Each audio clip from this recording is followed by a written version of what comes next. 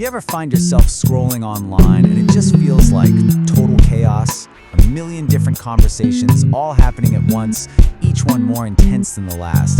Well, what if there's actually a pattern in all that noise? What if all these separate arguments about money, sex, and power are really just different pieces of the same giant human puzzle? Today we're going to try and connect those dots.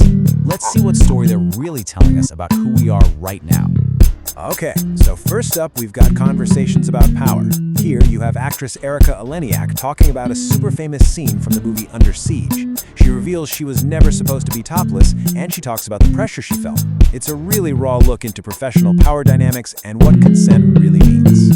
Then we zoom out from power in a specific situation to power in society as a whole.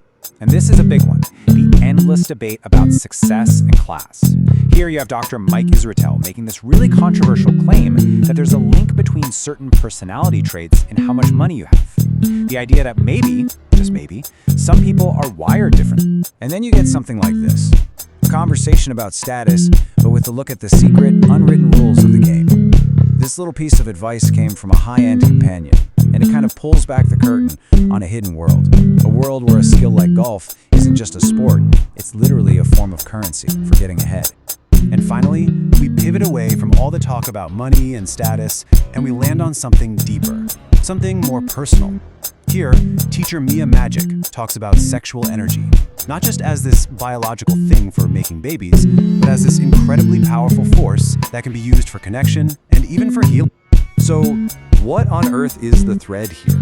You've got a scene from a 90s action movie, a debate on the psychology of wealth, a pro tip for escorts, and a spiritual take on sex. I mean, they seem completely random, right? But what if they're not? What if they're all happening in the exact same place for a very specific reason? Well, that place is our new public square. It's the internet. It's where we all go to argue, to learn, to confess our deepest secrets, and to basically try and figure out how to be a person in the 21st century. It's messy, yeah, it's loud, but it's where we are collectively wrestling with life's biggest questions. Okay, so if this is our new public square, how do we even begin to navigate it? That brings us to our first major theme. It seems like in a world that feels more complicated than ever, we are all desperately looking for instructions, like a how-to guide, a blueprint for how to connect with each other.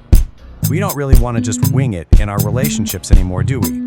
We want a method, a system. And this desire, this search, has led to this fascinating